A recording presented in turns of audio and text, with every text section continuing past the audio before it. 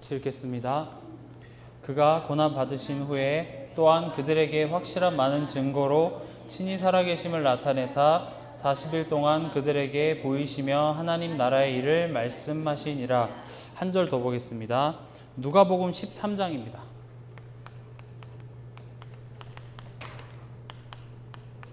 누가복음 13장 18절에서 21절까지 교독하겠습니다.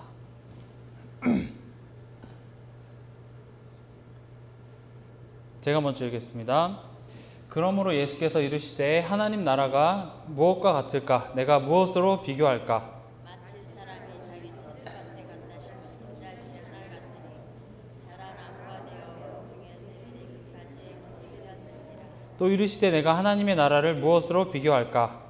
마치 여자가 가스를 목에 갖다 넣어주고 그게 한 물과 같으니라. 아멘. 매주 수요 예배는 우리 가정과 가문 복음화를 위해서 집중하는 시간으로 드려집니다. 우리가 2019년도 전체 원단 메시지의 제목이 뭐였냐면 제123 RUTC 운동의 실현입니다. 또 그 흐름 안에서 키워드가 두 개가 있죠. 예틀과 세틀. 그리고 우리 동산교회 강단 뭐죠? 복음 전도자의 실현입니다. 그러기 위해서 우리가 사도행전 5장 42절이라는 말씀을 붙잡았고 또 그 안에 세 가지 절대를 얘기하셨어요. 첫 번째는 절대 응답, 그 다음 절대 현장, 절대 시스템이죠. 이 말씀의 흐름이 2019년 동안 우리 삶 속에, 우리 생각 속에 우리의 모든 것과 연관이 되어져서 2019년에 우리가 받아야 될 응답들이 다 여기 들어가 있습니다. 그래서 여러분들이 이 말씀은 절대 놓치시면 안 돼요. 오늘은 62가지의 삶 중에 두 번째, 하나님 나라 시간입니다. 저번 시간에 우리가 그리스도에 대해서 배웠죠.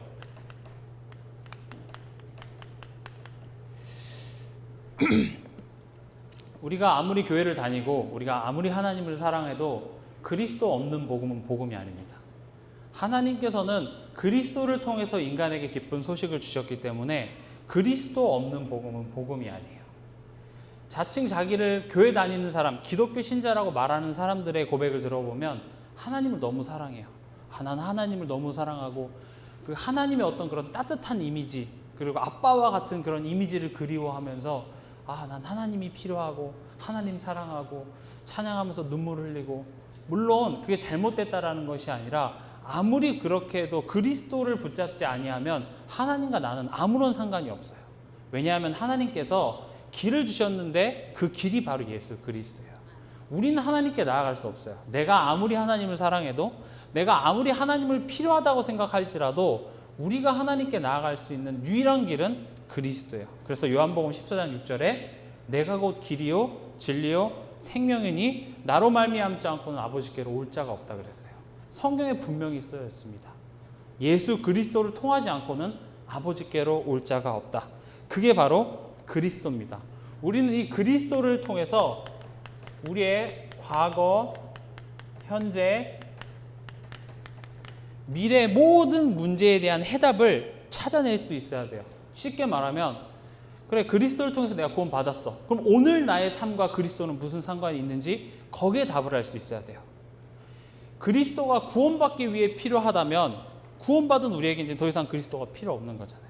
근데 그것이 아니라 오늘 나의 삶에 그리스도가 필요한 이유, 또 내 미래와 무슨 상관이 있는지 그리스도를 통해서 우리는 답을 얻어내야 돼요. 우리는 그리스도를 통해서 내 미래에 대한 답을 얻지 못했기 때문에 우리는 불안한 미래 속에 살아갈 수밖에 없어요. 불안한 미래 속에 살아간다는 증거가 그리스도 외에 다른 것에 자꾸 의지하기 시작하는 거예요. 특히 우린 이 자본주의에 살아가고 있기 때문에 우리 미래를 보장해주는 가장 확실한 수단이 뭐죠? 돈이에요. 그래서 우린 돈을 의지할 수밖에 없어요. 근데 돈을 벌지 마세요. 돈이 중요하지 않습니다라고 말을 하는 것이 아니라 그리스도 안에서 우리의 미래에 대한 답을 찾으라는 거예요. 돈 중요해요. 우리 살아가는 데서 돈은 없어서는 안 되는 요소예요. 근데 그 돈을 의지하기 시작하고 하나님이 있어야 될 자리가 돈으로 바뀌는 그 순간부터 우리가 돈을 버는 것 같지만 우린 돈의 주인이 되어 살아간다는 거예요. 또 돈의 주인이 되어 살아가는 것 같지만 결국은 사단의 종이 되어서 인생을 그렇게 살아간다는 것이죠. 우리 미래, 과거, 현재, 미래에 대한 답을 그리스도 안에서 찾는 것이 그리스도를 안다라고 할 수 있어요. 그리스도를 누린다라고 할 수 있는 거예요. 이 복음을 모르는 사람은 복음 얘기하면 구원의 길만 떠올려요. 구원의 길, 십자가 메시지 그리면서 그것만 복음이라고 생각을 하는데, 물론 구원의 길 안에 다 있어요. 근데 실제적으로 그 구원의 길을 우리가 떠올렸을 때는 나 영접할 때 들었던 메시지, 그리고 불신자 왔을 때 하는 메시지로 끝나기 때문에 이 복음이 오늘의 나의 삶, 내일의 나의 삶에 크게 관여하지 않는 거예요.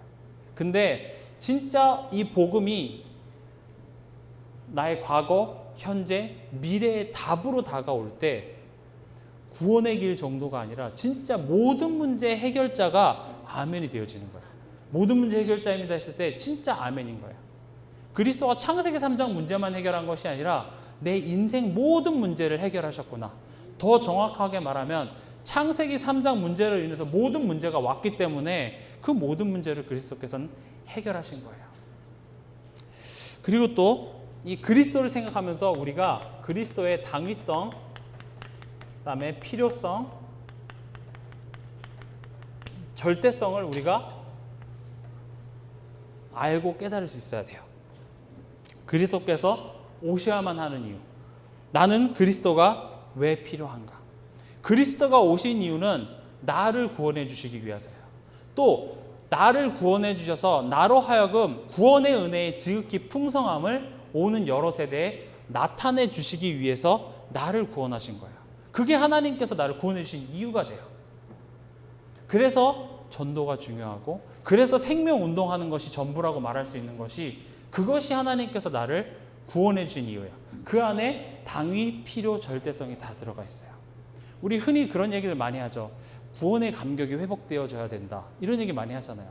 근데 솔직히 여러분들, 뭐 저 같은 경우도 이렇게 밥 먹다가 구원해 주신 하나님께 감사합니다, 이렇게 되지가 않거든요. 그건 좀 이상하죠. 이렇게 밥 먹다가 갑자기 날 구원해 주셨구나. 이건 좀 정상이 아닌 것 같아요. 근데 제 자신을 봐도 언제 구원의 감사와 감격이 가장 충만해지냐면은 생명운동할 때요. 제 친구가 복음을 듣든지 아니 듣든지 제가 복음을 전달하는 그 순간에 저에게 구원의 감사와 감격이 엄청나게 회복돼요. 또 이 복음 들은 사람이 복음 안에서 삶이 조금씩 변화하는 모습을 내가 옆에서 지켜보고 있을 때 나에게 구원의 감사와 감격이 엄청나게 회복되어지는 거야. 그런 의미에서 우리가 2019년에 현장에서 말씀 운동하는 게 그만큼 중요해요. 우리가 그냥 가만히 앉아서 드라마 보면서 구원하신 하나님 감사합니다, 절대 그렇게 안 돼요. 아무리 생각하려고 해도 다 아는 내용이지, 그게 막 내 마음속에 믿어지고 확신으로 오는 순간은 언제냐? 복음 전할 때예요. 그리스도의 말씀이 선포되어져서 그 말씀이 한 사람의 영원이라는 시간표를 바꾸는 그 순간에 나에게 구원의 감사 감격이 막 회복되어지는 거예요. 가만히 앉아서 구원의 메시지 쓰는 순간이 아니라 그 복음의 말씀이 한 사람들에게 전달되어지는 그 순간, 그 말씀이 한 사람을 변화하는 것을 내가 눈으로 목격하는 그 순간에 구원의 감사와 감격이 회복되어지는 거예요. 제가 계속 다락방 한 청년이 있는데 그 청년이 저한테 그러는 거예요. 진짜 복음 받았는데도 왜 내 인생에 되는 일이 없냐고 불평을 하는 거예요. 그러면서 또 이번에 결혼식 내려갔다가 올라오는 길에 옆에 어떤 형님이 앉았는데 같이 얘기하면서 전사님한테 들은 그 말씀을 내가 나눴다고. 그게 전도라. 제가 그렇게 얘기를 했어요. 그래서 그 모습을 보면서 얘가 자기 스스로가 자기는 복음 안에서 나는 왜 이렇게 안 될까요 하면서도 삶 속에서 자기도 모르게 전도를 하고 있다라고 저한테 고백을 하는데, 그게 전도인지를 모르고 저한테 얘기를 하는 거예요. 근데 저는 그걸 들으면서 무슨 생각이 드냐면은, 아직도 저러냐, 그렇게 되는 게 아니라 얘는 아예 하나님 자체를 믿질 않았거든요. 그냥 너 믿는 거 믿고 나한테 믿으라고 강요하지 마. 난 너의 믿음을 존중하는데 나한테는 그 믿음을 강요하지 말라고 했던 그런 애였는데, 이제는 하나님이 믿어지고 그냥 순간순간 사람들한테 이 복음을 전하는 그 모습을 보면서 저에게 구원의 감사와 감격이 회복되어지더라 이거예요. 그걸 보면서 저에게도 확신이 왔어요. 진짜 복음이 이 한 사람의 인생을 바꾸는구나. 이 사람이 지금 몇십 년 동안 살아왔던 이 사람의 체질을 바꾸는 게 바로 복음이고 그리스도구나. 그때 저에게 확신이 오는 거예요. 그렇다면 여러분들의 구원의 감사와 감격이 회복되어지는 순간은 여러분들 삶 속에서 사도행전 5장 42절이 성취되어지는 그 순간이 바로 구원의 감사와 감격이 회복되어지는 거예요. 그게 안 되어진다면 교사를 내가 하면서 아이들에게 복음 전달하는 그 순간이 구원의 감사와 감격이 회복되어지는 것이고, 내 교구, 내 가정에서 내 자녀에게 복음 전달하는 그 순간이 바로 구원의 감사와 감격이 회복되어지는 순간입니다. 그래서 우리가 매 순간마다 그리스도의 당위, 필요, 절대성을 깨달아야 돼요. 이번에 수련회 갔다 올라오는 길에 한 랩런트가 저한테 이렇게 얘기하더라고요. 자기 방에 있는 어떤 방장이 너희들은 전도자가 아니라 사랑받기 위해 태어난 사람이라고 얘기를 했다라는 거예요. 그래서 저는 엄청 충격을 받았어요. 아니, 왜 그런 말도 안 되는 소리를 했을까? 어떤 맥락에서 그런 얘기를 했는지 모르겠지만 제가 얘기를 해줬어요. 진짜 사랑은 그리스도인데, 하나님이 세상을 이처럼 사랑하사 보내주신 그 그리스도인데, 그 그리스도가 이 땅에 오신 이유는 나를 구원하시고 또 너를 통하여서 이 생명이 다른 사람들에게 전달되어지는 것을 원하셔서 그리스도를 주신 거예요. 그리스도의 참 사랑을 받는, 우리 찬양 있잖아요. 당신은 사랑받기 위해 태어난 사람. 진짜 사랑은 내가 구원받았음이고, 또 이 전도자의 삶 속에 내가 택함 받아져서 전도자로 살아가는, 그게 진짜 사랑이에요. 그러면은 우리의 정체성은 사랑받기 위해 태어난 사람, 그 말은, 그리고 그 사람이 말한 사랑의 정의가 뭔진 모르겠어요.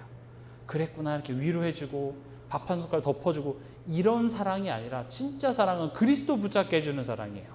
어려움에 있어서도 그리스도 바라볼 수 있도록 해주는 게 진짜 사랑이에요. 부모와 자식 간의 사랑을 뛰어넘은 그리스도의 사랑이 부모를 통해서 자녀에게 전달되면 그 자녀는 하나님께서 이끌어주세요. 하나님께서 그 사람을 사무엘처럼, 요셉처럼, 다윗처럼 이끌어주시는 거예요. 요셉은 부모의 사랑을 충분히 받지 못했어요. 사무엘은 젖되자마자 바로 성전에 보내졌어요. 부모의 사랑이 사무엘에게는 충만했던 것이 아니라 그리스도의 사랑을 사무엘은 붙잡았어요.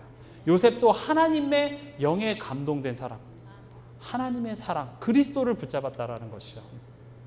우리 랩런트들에게도 다른 것이 필요한 것이 아니라 그리스도의 사랑이 올바로 전달되어졌으면 좋겠습니다. 그리고 또 이 그리스도 했을 때 우리가 세 번째로,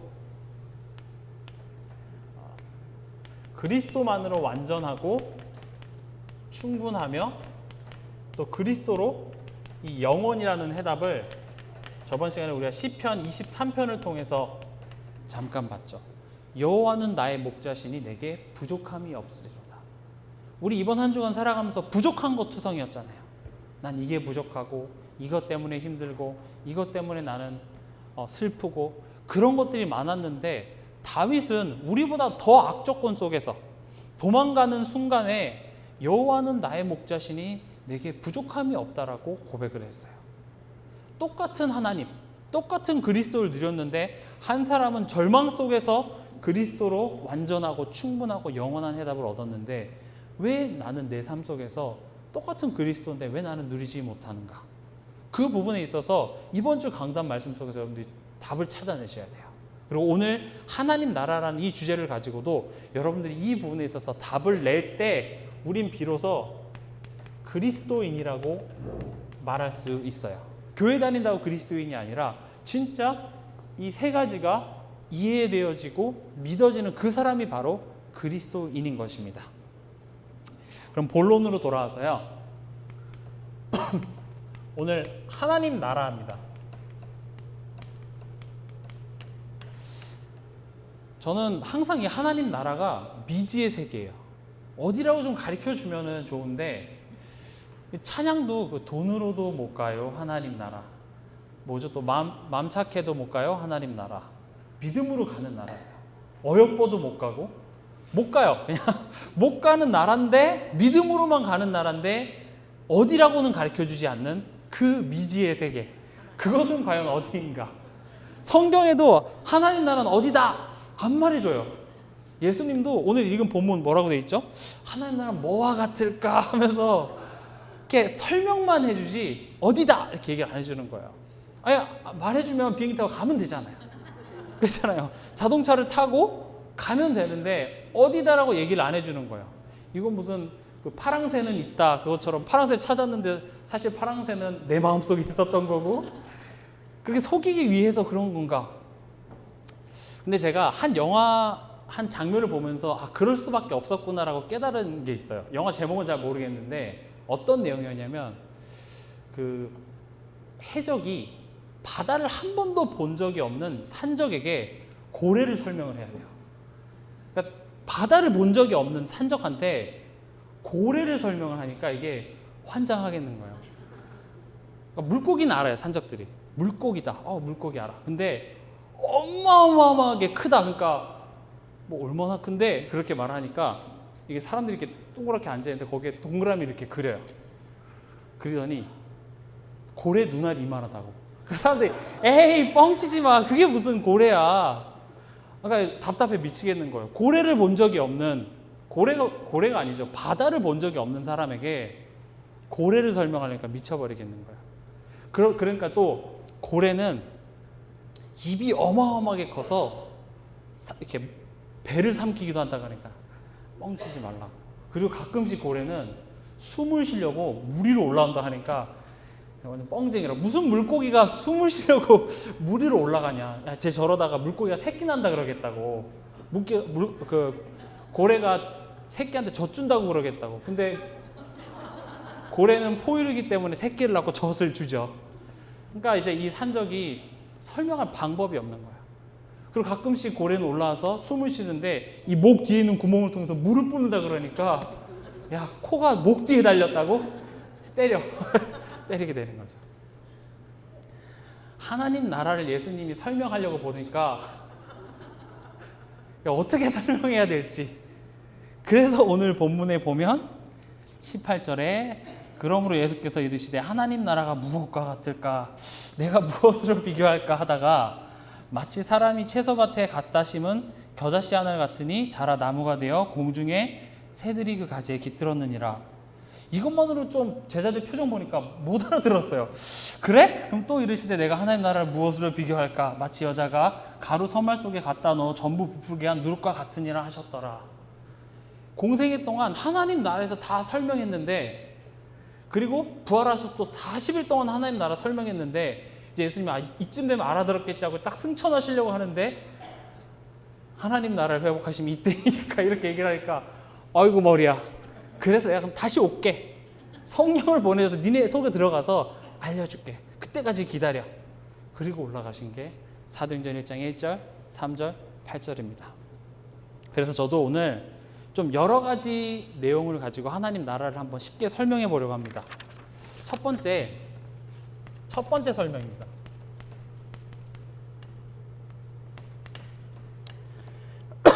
하나님 나라는 두 가지가 있어요.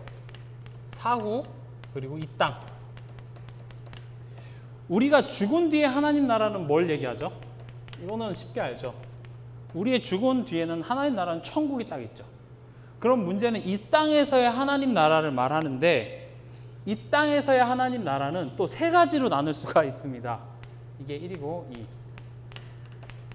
성취된 하나님 나라, 또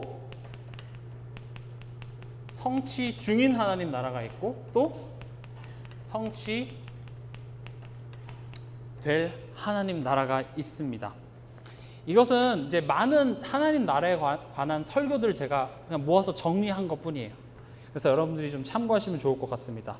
성취된 하나님의 나라는 뭐냐면 함께라는 말이에요. 성경 어디 나와 있냐면 누가복음 17장 20절에서 21절입니다. 보시면은 바리새인들이 하나님의 나라가 어느 때에 임하니까 묻거늘 예수께서 대답하여 이르시되 하나님 나라는 볼 수 있게 임하는 것이 아니요 또 여기 있다 저기 있다고도 못하리니 하나님의 나라는 너희 안에 있느니라 그랬어요. 여기 있다 저기 있다고도 못하니까 예수님께서는 이렇게 설명하실 수밖에 없어요. 만약에 아까 그 해적이 고래, 제일 좋은 게 그냥 고래를 이렇게 갖고 왔고 여기 있다 고래 보여주면 돼요.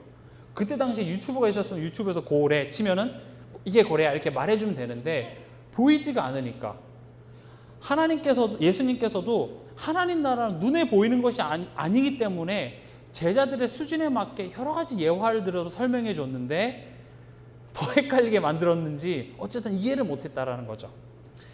하나님이 나와 함께 하신다는 그 자체가 바로 하나님 나라예요.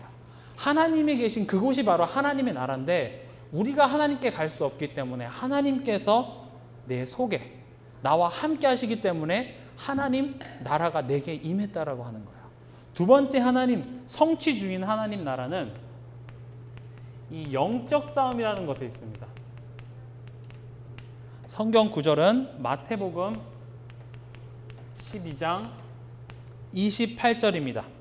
그러나 내가 하나님의 성령을 힘입어 귀신을 쫓아내는 것이면 하나님의 나라가 이미 너희에게 임하였느니라 라 그랬습니다. 하나님의 나라가 내 속에 임했다라는 증거로 내가 그리스도의 이름으로 사단을 결박할 때 흑암이 꺾인다라는 거죠. 이게 바로 하나님 나라의 일이에요. 이것은 우리가 이 땅에 살면서 계속 해야 되는 거기 때문에 성취 중인 하나님 나라예요. 이미 개선장군이신 예수 그리스도께서, 개선장군이라는 말은 무슨 말이죠? 승리하셨다라는 말이죠. 예수 그리스도의 이름을 가지고 아직도 활동하고 있는 그 사단과의 싸우는 그것이 바로 하나님 나라의 일인 거예요. 나중에 좀 쉽게 정리가 되겠지만 결국 이 땅에서의 싸움은 복음 문화와 흑암 문화의 싸움인 거예요. 또 메이슨 전쟁이라고도 표현을 하시죠. 결국 이 땅에서의 하나님 나라 일은 뭐냐면 영적 싸움인 것입니다. 세 번째 하나님 나라, 성취될 하나님 나라는 오늘 읽었던 본문이죠. 세계복음화입니다. 누가복음 13장 18절에서 21절 그리고 또 사도행전 1장 8절이 성취될 하나님 나라의 모형이에요. 작은 겨자씨 하나를 심었는데 그 씨앗 하나가 나무가 돼서 그 나무에 여러 새들이 깃들고 누룩 하나로 작은 누룩이 밀가루 반죽 전체를 부풀겠다라는 말 자체가 초대교회에 복음 가진 연약한 사람들이 로마 전체를 복음화하는, 그리고 전 세계에 이 복음의 흐름이 계속 지속되어져서 그것으로 전체를 살려내는 세계 복음화의 모습을 하나님께서는 하나님 나라라고 말씀하셨어요. 이 세 가지가 이 땅에서의 하나님 나라입니다. 또 여러분들이 이해 안 될까 봐 또 다르게 한번 또 정리를 해볼게요. 같은 말인데 다르게 한번 또 정리를 해보겠습니다. 하나님 나라는 믿음이다. 나와 함께 하시는 하나님. 내가 하나님께 갈 수 없었는데 하나님께서 내게 찾아오신 것이 바로 하나님 나라예요. 두 번째는 뭐냐면 임마누엘입니다. 첫 번째는 함께죠. 두 번째는 임마누엘인데 같은 말인 것 같지만 임마누엘은 동행이에요. 내가 있는 곳에 하나님께서 첫 번째 찾아오셨다면 이제는 하나님께서 이끄시는 그곳에 내 삶이 가는 것이 바로 임마누엘이에요. 내 인생의 주인이 여태까지는 나였어요. 근데 하나님과 함께함을 누리고 나서부터는 내 인생의 주인이 그리스도가 되셔서 그리스도가 이끄는 그곳에 내가 가는 그것이 바로 하나님 나라예요. 또 하나님 나라는 뭐냐면, 자꾸 영어를 써서 죄송합니다만 원네스예요. 원네스라는 말은 뭐죠? 제가 아까 말씀드렸다시피 흑암 문화와 복음 문화와의 싸움이에요. 복음 가진 자들이 모여서 이 땅에 그리스도의 빛을 비춰서 살려내는 것이 바로 원네스예요. 다시 한번 설명해 볼게요. 위드라는 것은 복음 없어서 죽어가는 나에게 하나님께서 그리스도로 나에게 찾아오신 것이 위드예요. 그리고 이제는 하나님께서 이끄시는 그 삶의 방향을 내가 하나님과 함께 동행하는 거예요. 하나님과 함께 걸어가는 그것이 우리 또 신앙생활이라고도 표현을 하죠. 같이 걸어가는데 그렇게 걸어가는 자들이 모여서 한 시대의 복음, 흑암 문화와 싸워서 복음 문화로 후대에게 전달해서 이 언약의 바톤이 계속 전달되어지도록, 이 세 가지가 또 하나님 나라예요. 뭔가 좀 연결고리가 찾아지십니까?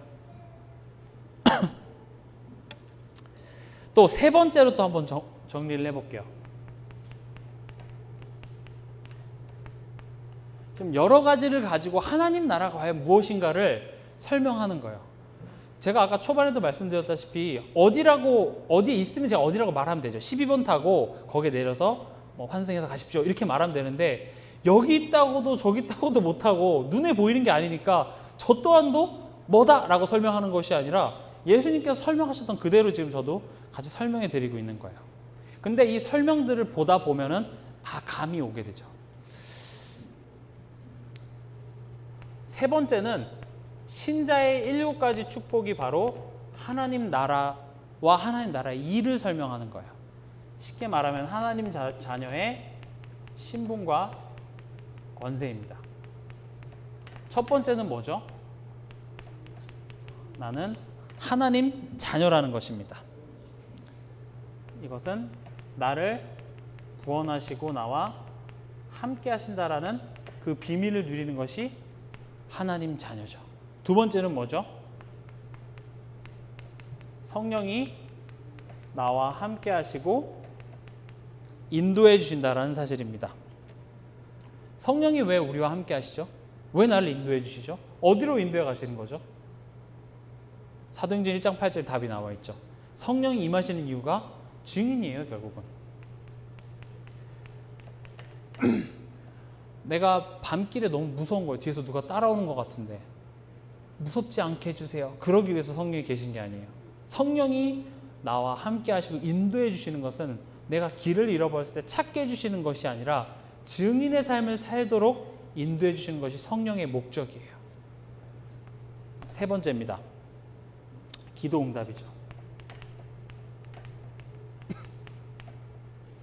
이 기도 응답은요, 하나님의 이 증인의 여정을 가는 자에게 하나님께서는 응답하세요. 응답이라는 말은 제가 저번에도 설명을 이렇게 드렸는데, 제가 하나님께 카톡을 보냈어요. 근데 일자가 영 안 없어져. 근데 언약의 여정을 간 요셉이가 하나님께 그 맞춤법도 틀리게 하너님 이렇게 보냈는데 하나님이 하고 딱 일자가 싹 없어지면서 답을 한 거예요. 이게 하나님 응답하셨는데, 하나님께서 이 언약의 여정을 가는 자에게 뭘로 응답하신다고 하셨냐면 너가 알지 못하는 크고 은밀한 일로 응답하신다 그랬어요. 우리가 감히 상상하지 못한 크고 은밀한 일. 우리는 대부분 응답받을 것을 예측을 해요. 내가 이렇게 헌신하면 하나님 나한테 이렇게 복을 주시겠지. 우리의 수준대로 응답을 기대하며 하나님께 헌신해요. 근데 언약의 여정, 증인의 여정을 가는 자에게는 우리가 알지 못하는 크고 은밀한 일로 응답하시겠다고 했는데, 성경의 모든 인물들에게 응답하셨던 하나님의 크고 은밀한 일의 결과는 생명운동이었어요. 그 한 사람을 통하여서 왕이 살아나고, 왕을 통하여서 그 나라가 복음을 알게 되고, 그 시대의 전쟁이 그치고. 그러면 하나님께서 나에게 크고 은밀한 일로 응답해 주시겠다라는 것은 나 한 사람을 통하여서 우리 가문을 살리시겠다라는 거예요. 나 한 사람을 통하여서 이 지역 복음화를 하시겠다라는 것입니다. 그게 우리가 받아야 될 기도 응답이에요. 네 번째입니다.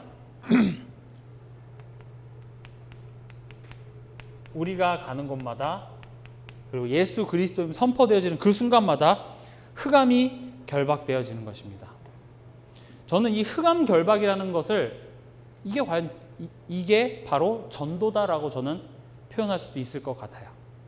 개선장군 예수 그리스도의 이름으로 영적 싸움하는 그게 바로 전도예요. 우리 가문에 흐르는 흑암 세력을 예수 그리스도의 이름으로 결박해 나아가는 것이 가문 복음화의 여정을 지금 가고 있는 것이에요. 내 자녀, 내 배우자에게 역사하는 흑암 세력이 개선장군 예수 그리스도의 이름으로 조금씩 결박돼 나가서 결국은 그리스도 생명으로 살아나는, 그게 바로 전도라는 거예요. 이 땅에서 우리가 해야 될 싸움이 바로 그 싸움이에요. 지금 조르목에 하는 사단은 예수 그리스도 결박돼 쩌다, 이것만 흑암 결박이 아니라 우리 삶 속에서 눈에 보이지 않는 이 흑암 세력이 결박되어지고 영적 사령관으로, 빛의 파수꾼으로 내가 가문 복음화하고 내가 직장 복음화하고, 이게 바로 영적 싸움, 흑암 결박인 것입니다. 이게 바로 전도예요. 이게 바로 하나님 나라, 영적 싸움. 5번째입니다. 천군 천사죠. 우리가 천사를 이리 가라 저리 가라 하는 것이 아니라, 하나님께서 영적 싸움은 그곳에 하나님께서는 천사를 파송해 주세요. 엘리사가 있는 그곳에 아람 나라가 지금 둘러쌌단 말이죠. 거기에 하나님께서는 천군 천사를 보내주셨다는 거예요. 우리가 그냥 슈퍼를 가는데 천군 천사는 필요 없어요. 근데 내가 이 영적 싸움 중이라면 천군 천사는 하나님께서 파송해 주셔야만 한다는 것입니다. 그래서 우리가 영적 사령관이라는 신분을 딱 깨달았을 때 우리가 가는 곳마다 하나님께서는 천사를 파송해 주실 수밖에 없어요. 여러분들 표정이 그런갑다 이렇게 생각을 하시는데, 제가 이번에 그 중고등부 그 수련회 하면서 아이들 포럼을 하면서 제가 설명을 하는데, 아이들 눈빛이 지금 여러분들 눈이니까 굉장히 좀 흡사했어요. 그래서 제가 아이들한테 뭐라고 했냐면, 너네 창세기 1장 1절 알아? 안 돼요. 뭐야? 태초에 하나님이 천지를 창조하시니라. 근데 만약에 진짜 하나님 천지를 창조했으면 어떡해? 진짜 하나님이 천지를 창조했다면? 그러니까 애들이 만약에요? 이렇게 얘기를 하는 거예요. 그치, 만약 아니지. 진짜 천지 창조하셨지. 그럼 그 천지 창조하신 하나님께서 지금 너희들에게 하신 말씀인데 지금 너희들 이렇게 들으면 될까? 어떻게 보면요, 우리가 진짜 천지를 창조하셨다라는 하나님이라는 사실을 믿지 않아요. 오늘도 나는 천지 창조하신 하나님이 아니라 그렇다더라, 교회에서 말하는 복음, 성경에 나와 있는 복음, 목사님이 말씀하시는 그렇다더라의 복음을 듣고 되면 좋고 안 되면 말고 이렇게 와서 지금 앉아 있거든요. 근데 만약에 여러분들 만약에 하나님 진짜 살아계시면 어떡할 거예요? 진짜 하나님이 태초에 천지를 창조하셨고 예수 그리스도가 진짜로 참 제사장, 참 선지자, 참 왕으로 오셔서 우리 문제 해결하셨고 우리를 세계복음화의 전도자로 진짜 부르신 게 맞다면 여러분 어떡할 거예요? 어떤 영상을 보니까 그런 질문을 하더라고요. 천국에 가서 하나님, 예수님 딱 만나자마자 뭐라고 할 첫 마디가 뭐냐고. 한번 생각해 보세요. 여러분들 예수님 진짜 이제 만나게 될 때 뭐라고 말씀하실 거예요? 예수님, 죄송합니다. 제가 진짜 계실 줄은 몰랐습니다. 이렇게 말하실 거예요. 제가 미국에 있을 때 그 미국에서 자라신 그 2세죠. 2세가 이제 안수 집사님이 된 거예요. 안수 집사님이 되고 첫 이제 대표 기도를 한 거죠. 그래서 안 그래도 평상시에 말이 좀 어눌하고 한국말을 잘 못해요. 그래서 나름 이제 그 대표 기도를 해야 되니까 이제 기도문을 써온 거죠. 그래서 이제 지금도 살아계신 뭐 이렇게 하잖아요. 근데 그 집사님이 아직까지 살아계신 이렇게 쓴 거예요. 아직까지 살아계신 하나님 아버지니까 이제 다 웃게 된다는 거죠. 무슨 말씀을 드리고자 하냐면, 진짜로 살아계시고 진짜로 창조주 하나님이 맞다면 여러분들이 성경 다 믿을 필요도 없어요.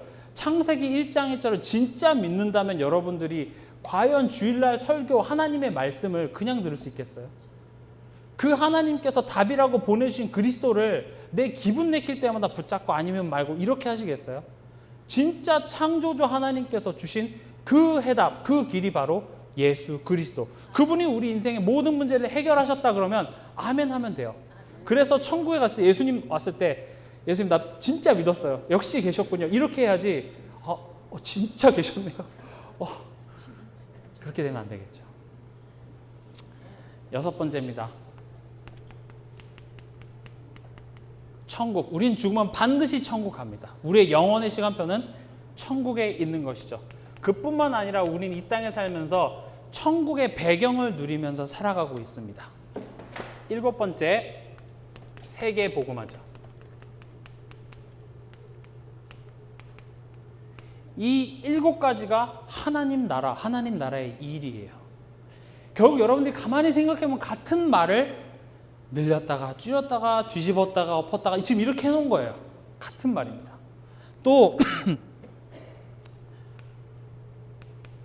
이 하나님 나라를 간단하게 또 요약하면 사도행전 1장 1절 1장 3절, 1장 쓰기도 죄송합니다. 이렇게 요약할 수 있습니다. 또 설명을 해보자면 하나님 나라를 CVDIP라고 설명할 수 있습니다. 저도 죄송합니다. 하지만 너무 사실이고 너무 맞기 때문에 이렇게 할 수밖에 없어요. 저는 뭐 지금 여기 선지 얼마 되지도 않았는데 이거를 저희 목사님은 지금 30년을 같이 이거를 똑같은 얘기 안 한 것처럼 설명하면서 계속 하나님 나라의 일을 계속 설명하시고 계셨는데 우리는 하나님 나라는 어디입니까? 계속 찾고 있었던 거죠. 이게 하나님 나라예요. 제가 왜 그런지 지금 이게 이 설명 전체가 이제 1번이고요. 이 성경 속의 렘넌트 지금 주보에 나와 있죠. 성경 속의 렘넌트들이 본 하나님 나라는 무엇일까요? 라고 되어 있습니다. 지금 이 시간에 이걸 다 찾아볼 수는 없는데 여러분들이 꼭 한번 찾아보세요. 근데 이 성경에 나와 있는 이 렘넌트들의 공통점이 있어요. 이 렘넌트들이 본 하나님 나라의 공통점이 뭐냐면 하나님께서는 항상 이들과 함께 있었어요. 요셉과 함께 하셨고 사무엘, 다윗 다 함께 있다가 갑자기 어느 날 이 사건이 펼쳐져요. 이 사건을 통해서 그 시대, 그 나라의 우상, 이 흑암이 무너지고 그 결과로 이 생명이 살아나고 생명 운동이 일어나요. 이거는 지금 이 성경에 나온 렘넌트들이 공통적으로 겪은 내용이고 이 성경 구절이 공통적으로 얘기하고 있는 내용이에요. 하나님께서 함께 하셨어요. 하나님께서 모세와 함께 하셨고 엘리사는 하나님의 사람이라고 말을 했어요. 왜 함께 하셨냐? 여기 그 다음에 답이 나오죠. 그냥 그렇게 평화롭고 행복하게 잘 살았습니다. 역시 하나님 나라는 행복하다라고 생각했는데 어느 날 갑자기 우리의 힘으로 할 수 없는 사건이 터지는 거예요.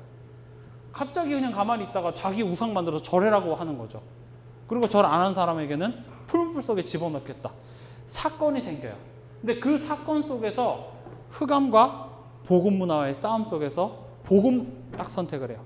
그래서 죽는 것 같았는데 결국 그 사건을 통해서 흑암이 무너지고 복음 문화가 생기면서 결국 생명이 살아나는 역사로 계속 반복되어진 것이 성경 속 7 렘넌트들이 본 하나님 나라예요. 지금 계속 같은 내용입니다. 함께 하시며 귀신을 내어 쫓는 권세도 있게 하시고 또 전도도 하며 마가복음 3장의 그 내용이 하나님 나라를 설명하고 있는 거예요. 우리가 성경 구절 한번 찾아보겠습니다. 사도행전 지금 마지막에 보면은 7번이죠. 사도행전 9장 15절과 디모데후서 4장 1절에서 5절을 한번 보겠습니다.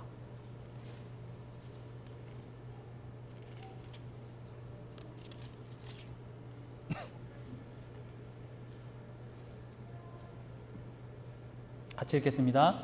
주께서 이르시되 가라 이 사람은 내 이름을 이방인과 임금들과 이스라엘 자손들에게 전하기 위하여 택한 나의 그릇이라. 지금 이게 하나님 나라라고 했어요. 이건 무슨 말이냐면 하나님께서 사울을 구원하신 이유 자체가 이방인 선교를 위해서 부르셨다라는 거예요. 이게 한 개인의 복음의 시간표예요. 나를 구원하시고 나를 통하여서 복음 전달하기 위해서 이렇게 사명을 주시고 그 다음에 디모데후서 4장으로 가보겠습니다.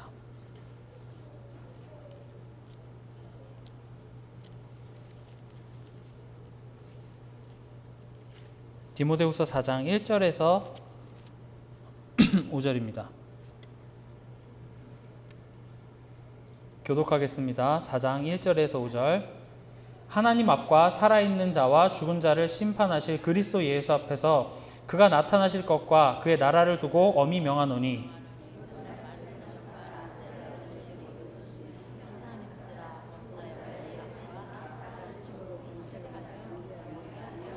때가 이르리니 사람이 바른 교훈을 받지 아니하며 귀가 가려워서 자기의 사역을 따를 스승을 많이 두고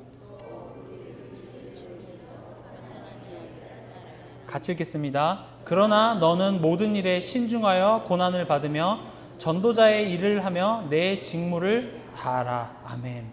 우리를 구원해 주시고 우리에게 사명을 주셨기 때문에 전도자의 직무를 다하라. 이게 바로 하나님 나라예요.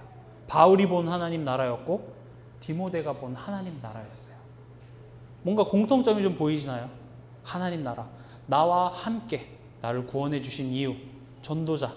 그럼 전도자로서 내가 이 땅에 살아가면서 흑암, 사단 문화와 내가 그 개선 장군이신 예수 그리스도의 이름으로 싸워가면서 이 세계복음화의 언약을 하나님 나라를 확장해 나가는 그 일이 바로 하나님 나라의 일인 것입니다.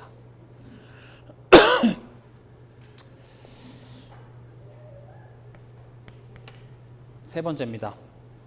그래서 이 하나님 나라의 일이 내 삶 속에 성취되어지는 것을 보고 뭐라고 하냐면 CVDIP라고 합니다. 제가 왜 CVDIP가 하나님 나라라고 했는지를 지금 설명해 드리려고 하는 거예요.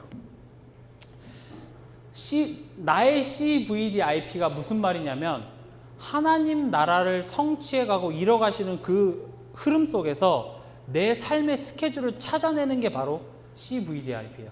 다시 설명해 볼게요. 이 DIP는 뭐라고 했죠?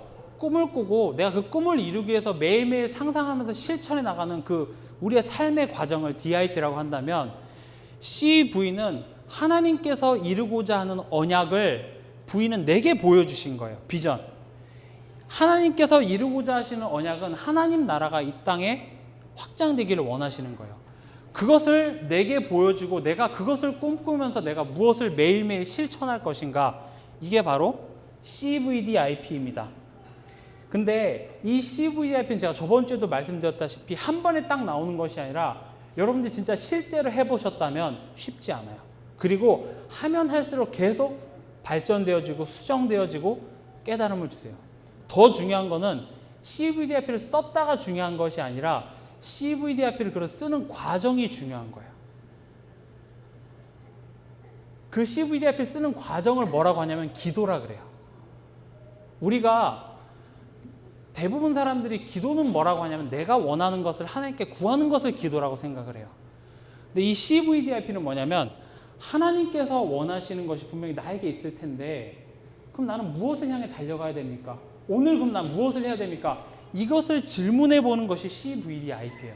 말이 어렵지만 결국은 하나님이 원하시는 것이 내 삶에 성취되길 원합니다. 그럼 그것이 과연 무엇일까요? 여기에 대해서 내가 고민하고 생각해보고 강단 말씀에서 찾아보고 이 쓰는 과정 자체가 나의 CVDIP라는 거예요. 그래서 나의 CVDIP는 한 번에 딱 써놓고 방에 붙여놓고 나의 CVDIP, 물론 그렇게만 해도 어마어마한 축복이 와요. 근데 여러분들이 이 CVDIP를 여러분들이 기도로 연결시킨다면 이건 어마어마한 게 되어질 수밖에 없습니다. 그래서 이 CVDIP를 여러분들이 24 하시는 게 중요해요. 24라는 말은 어떤 시간적 개념의 24시간을 얘기하는 것이 아니라 내가 하루 살면서 일어나는 모든 문제와 사건과 환경 속에서 하나님께서 왜 이 사건을 나에게 허락하셨을까? 하나님의 뜻이 뭘까를 자꾸 질문하는 것이 바로 24인 거예요. 그래서 여러분들이 오늘 하루 살면서 문제, 어떤 사건이 터지고 어떤 만남 속에서 CVDIP를 찾으시면 돼요. 다시 말씀드리겠습니다. 하나님께서 오늘 하루 나의 삶을 통해서 하나님 나라를 이루시길 원하세요. 뭐죠? 나와 함께 하셔서 진짜 영적 싸움하고 세계복음화 하시길 원하시는 이 하나님 나라를 오늘 하루 동안도 하나님께서는 내 삶을 통해서 만남을 통해서 이루시길 원하는데 오늘 하루 나는 그것과 상관없는 나의 꿈을 가지고 내 꿈을 이루기 위한 삶을 살아간다는 말이죠. 근데 하나님의 나라를 생각하면서 그것을 이루시기 위해서 오늘 하루 나에게 만나지는 만남, 일어나는 사건들이 하나님의 계획이 뭘까? 찾아가는 그게 바로 나의 CVDIP라는 거예요.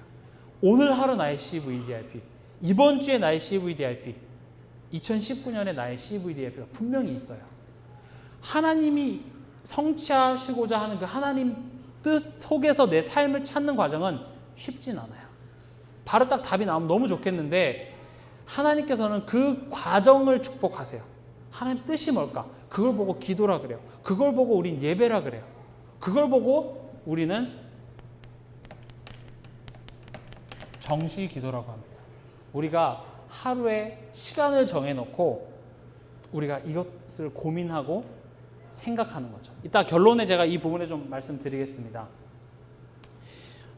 이 정시 기도는 제가 결론으로 가고요. 진짜 여기서 좀 말씀드려야 되는 것 중에 하나가, 저는 나의 CVDIP가 정말 안 돼요. 왜 안 될까요? 집중하지 못해서 그래요. 그 말은 집중력이 좋아진다라는 것이 아니라 내가 틀린 것에 지금 집중을 하고 있기 때문에 안 되는 거예요. 여러분 솔직히 양심에 손을 얹고 나의 CVDIP를 쓰려고 했을 때 여러분들이 5시간 이상 고민해 보신 분 계세요? 그걸 놓고 하나님의 말씀을 펴놓고 강단 말씀을 펴놓고 원단 메시지를 펴놓고 나의 인생의 과거를 돌아보면서 진짜 하나님께 기도하면서 나의 CVDIP가 뭘까 고민해 보신 적 있으세요? 없잖아요. 그냥 쓰라고 하니까 그냥 한 30분 정도 끄적이다가 어렵네 하고 펜 놓은 게 어렵다지, 진짜 우리가 내 인생을 통해서 하나님께서 이루시고자 하는 그게 무엇일까는 30분 고민해서 절대 나오는 것이 아니에요. 집중입니다. 그래서 우리가 이 집중의 포인트를 좀 잡아야 되는데, 쉽게 잡는 법이 내가 좋아하는 것, 내가 하고 싶은 것을 하는 그것을 이용해서 집중해도 괜찮아요. 저 같은 경우는 수영을 좋아해서 요즘에 방수 MP3가 나왔어요. 나온 지가 좀 되긴 했는데, 그래서 이렇게 수영을 하면서 물속에서 메시지를 듣는 느낌 여러분들 아시나요? 기가 막힙니다. 물속 고요한 그곳에서 이렇게 주는 그리스도시의 이 말씀을 듣는 그 기분. 근데 수영은 이제 이게 대화하면서 못 하잖아요. 대화하면 이제 막 물 먹게 되니까 대화 못 해요. 혼자서 하는 스포츠인데 혼자서 하면서 딴 생각하는 것이 아니라 이거 생각하는 거죠. 여러분들만의 집중의 시간을 꼭 가져보시면 좋아요. 또 성경 속에는 뭐 산, 광야, 바다, 강, 뭐 이런 자연 요소들이 나와 있죠. 여러분들이 안 된다면은 낚시 좋아하시는 분들도 계시잖아요. 낚시를 합리화하는 방법이 있는데 집중하러 간다. 낚시하러 가시면 되는 거예요. 그냥 낚시인데 내가 CVDIP를 찾는 낚시를 한다? 그곳에 하나님 나라가. 여러분들이 여러분들만의 좋아하는 것을 이용해서 그것을 기도로 연결시킨다면 그건 어마어마하게 집중의 시간이 되어지는 것입니다. 또 우리가 3단체에 보면은 엄청나게 명상을 하죠. 진짜로 이런 어린애들도 템플스테이 시키면 방에 가둬놓고 집중하게끔 만들어요. 세상에 복음 없는 사람들은 그렇게 집중하는데 정작 복음 가진 우리 아이들은 어떻죠? 5분도 집중하기 힘들어요. 근데 우리가 진짜 이 묵상의 포인트들을 찾아야 되는데, 그래서 제가 우리가 좀 실천해 봤던 게 1분 묵상, 5분 묵상, 9분 묵상. 왜 제가 그런 것들을 했냐면 1분이라도 있으면 뭐 해야 될지 모르니까, 뭐 5분 있으면 찬양 들으면서 내가 이 CVD 하고 10분 있으면 내가 뭐 하고, 나만의 어떤 그런 시스템이 있어서 아이들이 어렸을 때부터 묵상할 틈만 나면 자꾸 묵상할 수 있는 그 힘이 필요한 것입니다. 그리고 또 그런 책 있어요. 취침 전 30분, 그리고 기상 후 30분. 그때가 집중력이 가장 좋다 그래요. 뭐 과학적인 얘기니까 그 시간을 또 활용해서 여러분들이 집중. 이 방법은 절대적인 것이 아니라, 제 말은 진짜 나만의 집중의 시간을 회복해서 틀린 것에 집중하는 것이 아니라 CVDIP를 우리가 하자라는 것이에요. 그래서 또 나온 게 뭐죠? 호흡. 저는 어느 날 다락방 이 운동을 보니까 무슨 단전 막 호흡하길래 진짜 이상한 단체가 되어버렸구나 생각했는데, 그게 아니라 우리가 그만큼 우리 삶 속에서 틀린 거에 집중하고 있어요. 왜 저 사람 나 저런 눈빛으로 쳐다봐? 저 사람 뭔가 나한테 있어. 그러면서 계속 그 사람을 보면서 불신앙을 하는, 그게 바로 틀린 집중이에요. 왜 나는 이렇지?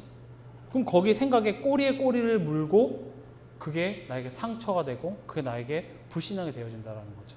그런 집중은 거리낌 없이 하면서 하나님께서 내 인생을 향한 큰 응답에 우린 집중하지 않고 있어요. 그럼 여러분들이 진짜로 실천할 수 있는 내용이에요. 집중이에요. 그래서 결론으로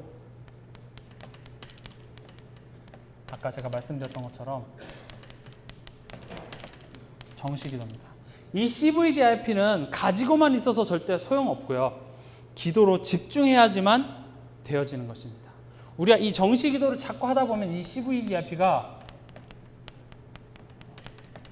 조금씩 발전이 되어지고 심화되어지고 구체적이 되어질 거예요. 그러다가 이 무시기도라는 말은 이 내용을 가지고 우리가 현장에서 적용이 되어진다는 거예요. 교회에서만 집에 내 방에 혼자 있을 때만 하는 것이 아니라 실제적으로 내 삶 속에 적용이 되어지는 게 바로 무시기도예요.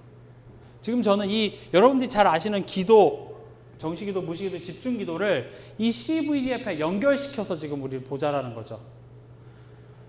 하루에 한 번 내가 진짜 하나님이 내 삶을 통해서 하시고자 하는 그 뜻을 찾고 그 뜻을 가지고 내 삶 속에 일어나는 모든 순간순간마다 이것을 생각하면서 적용할 때 어떤 일이 일어나면 현장이 정복되고 그리고 현장이 변화가 되어질 수밖에 없습니다. 그리고 어느 날이 옵니다. 성경의 모든 인물들도 이거 누리다가 어느 날이 찾아왔어요.